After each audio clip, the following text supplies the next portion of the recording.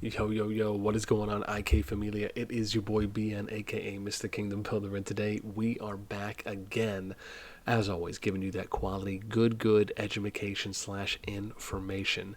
Now, one of the big topics I really want to talk about today is in regards to kind of migration, recruitment, merging, and I really want to talk about just kind of in general. There's a little speck of dust in my eye. Gotta get it on how all of these things are interconnected and then why it is so important for server health on how it really affects everything that you do. And so, again, I want to dive into a few pieces there. Before we get started, as always, make sure you guys sub, like, ring that notification button if you want to join and be a part of our conversation. You can hit up our Discord, which you can find in the pinned comment and description down below. Okay, so what do I really mean by this?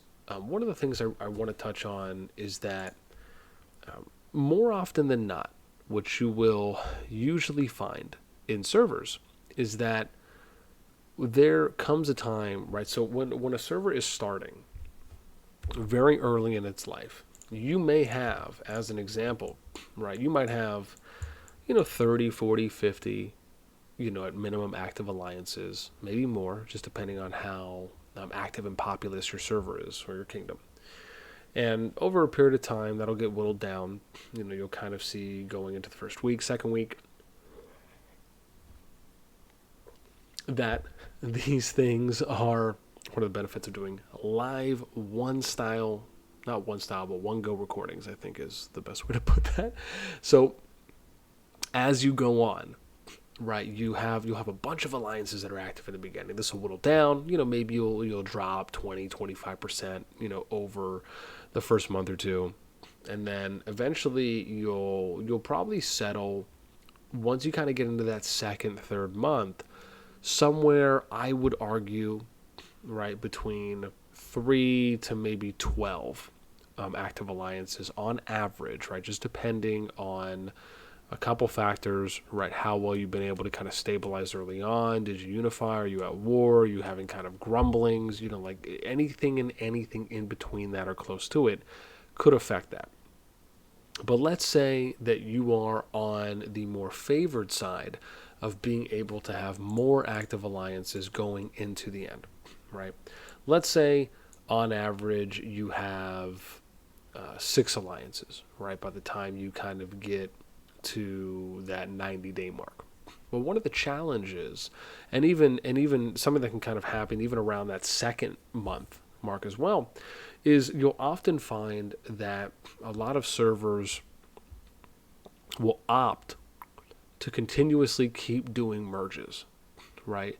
And most of the time, why alliances are merging in the first place is because they're trying to increase, at a very just bare minimum, player activity. Right, so an example here would be if you took, KGF, right? Let's just say, the active numbers are close to this, just to kind of play the what if game to make things easier. Then you have AFS, right? They have 84 players, right? Or better, let's say that they're half, right? So let's say the true activity here is half of this, right? So that would give you 42 players here, and then you'd have, what is that, 28? Which brings us to 70. Okay, so you got 70 players here between these two. And then let's take Crows, right? And now you're at, what is that, 44? So you're like at, what is that, 116? So let's just say you're around 116, 110.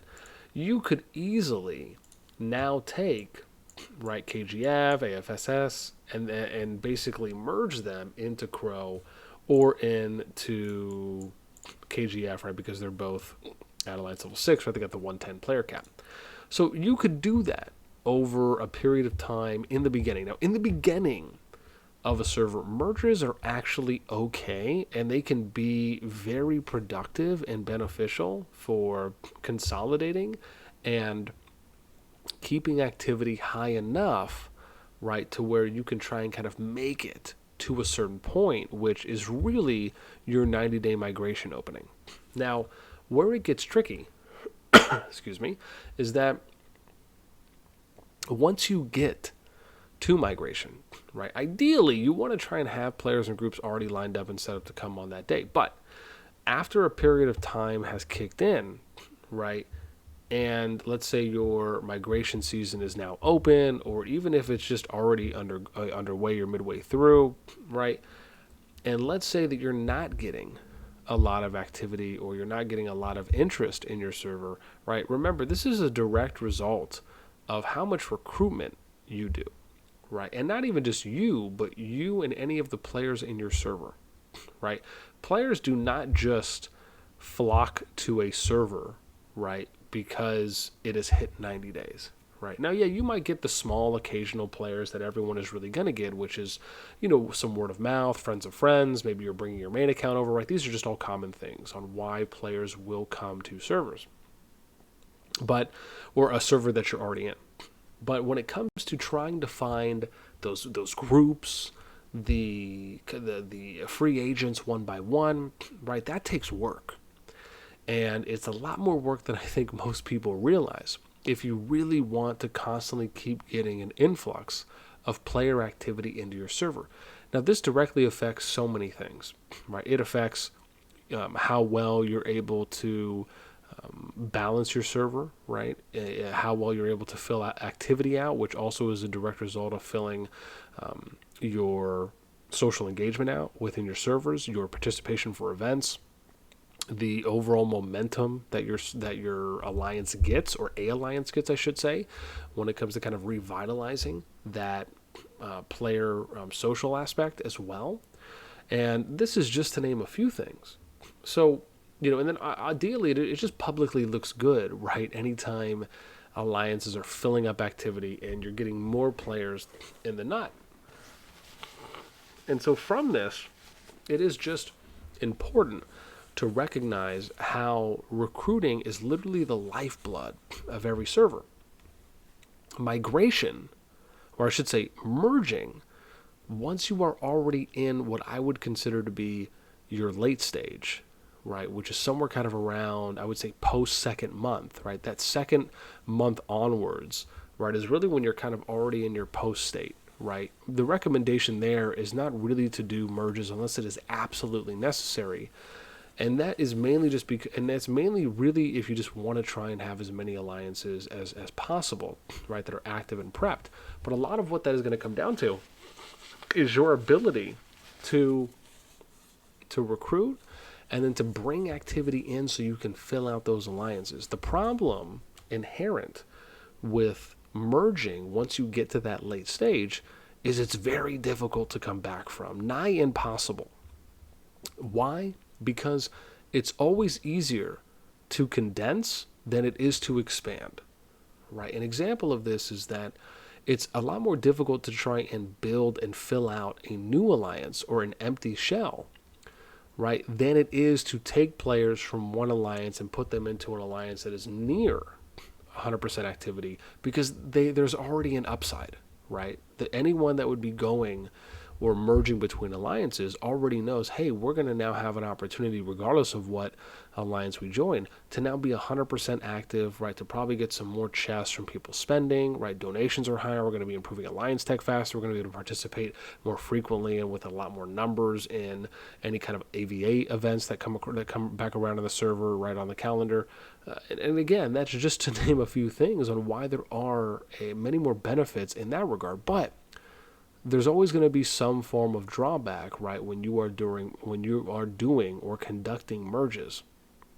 And this is why, in my recommendation, it is always better to have as many active alliances going into your 90-day migration than it is to have less. And when you do these merges, it is actually extremely even detrimental when you start doing them late game, right? Once you get to that 2 month plus, and worse, even the 3 month plus. And the reason I say that is because merging is a poor man's game, right? You are always having a net negative when you do a late game merge. And one of the main reasons why this happens, actually, there's a few main reasons, but let me just hit on, or I should say maybe multiple, but let me just hit on a few. The first is that anytime you do a merge, you're always going to lose some players, right? You're going to lose players because maybe you doing the merge is going to be filling that member capacity up. Maybe you're already at 150 member cap, so you just don't have an opportunity to bring these other people over right until you find some inactives. That's one challenge. Even if you haven't hit your max member cap at Alliance level 10, you still run the risk of losing players because they can't come over yet if you 100% fill up that alliance. Meaning they have to wait for you to hit a higher member cap, or they have to go and join another alliance unless they're just okay with staying in the alliance they're in right now until the next member cap increases. But that's a period of time that they're now going to be that is less active, right? That means that that alliance is now not going to be participating as strongly or as engaged in events that are coming around. And then that also means that those players that are there are not going to be getting as many helps, right? So their overall progression is going to slow down. Again, these are just to name a few things on why it is so important to really think about what the cons will be from doing merges. And this is something I see happening in arguably almost every server, right? Because the initial thought is, oh yeah, we're going to do this merge. It's going to be great. And then from that, we're going to be able to boost activity, and that's fantastic. But the people who are really only winning are those that are going to the alliance that is going to be the placeholder, right, or the new home for the individuals involved in doing the merge, right? The two alliances that are involved in doing the merge, and then obviously the players that are able to go over there. But for the others, that is how you potentially lose players. That could be a reason for why people just stop playing. Maybe their activity slows down and they eventually drift off. Maybe they migrate out. And then really the people most likely to be affected by that are your lower powered players. And that in turn is kind of like saying you're free to play. For the most part, right? Maybe even some low spenders, but really and ideally you're free to play. And so these are things that I think are just really important, that are great topics, great discussions. I love highlighting these because it's something that I can tell you I see happen in literally almost every server, right? It's people think that the solution is merging, and it's not, right? It's actually the worst decision that you can make for your server's health because it loses you more than you think it actually does. And unless you have, right, in my opinion, the only solution is just get off your lazy butt and go do some recruiting. Put some work in, right? That has always been the only solution I have ever seen, right? Or I've ever known and I've ever done myself, right? Merging alliances, especially once you get to late game, has never even been a thought in my mind. And I hope after watching this video, you may come to understand a little bit better why it is so detrimental and really should only ever be used as an extreme last resort after you have exhausted all options, right? By going out there and just recruiting as hard as you can and just having good selling points. But at the same time, right, it is also important to be transparent, right, when you are recruiting people, right, because you don't want to obviously start off a relationship with any kind of lies or misleads or misinformation that you're providing. And so anyways, with all of that being said, I hope you enjoyed this video on my talks about migration, right, merging, how all of that kind of factors into general activity and just overall server health, and why it is so important to really prioritize recruitment over merging, and then the after effects and how impacting it can be in a negative way to think that merging is the first, if not only option that a server has. And trust me when I say it is far from it. Though, however, at this point, I really want to pose the question to you, right? Are you in a server where your maybe your leadership, your management, maybe players, right, they were just so quick, or they were really first to provide their suggestion, their solution on, hey, maybe we just need to merge, right? But did these players actually volunteer and help to recruit? Or did they just say, hey, we're just going to merge, that's going to be our solution? Or you had players that just felt, hey, this is the only option that we have, right? I would really love to know, right, if you're in a server and you maybe had 6, 7, 8, 9, 10, 11, 12 active alliances, and just over a period of time, once you started getting closer to that migration day opening up at 90 days, and even after that, right, if you're seeing merges happen, did you feel, whether it be the case or not, that it helped your server overall, or do you feel that it was a little more detrimental, right? Because it reduced the amount of overall active alliances. Maybe that affected how many factions you had now in your potential COR rotation. Maybe you lost a faction, right?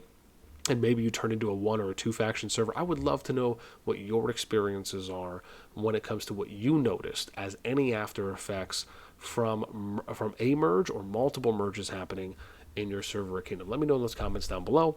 And as always, until next time, we will catch y'all later.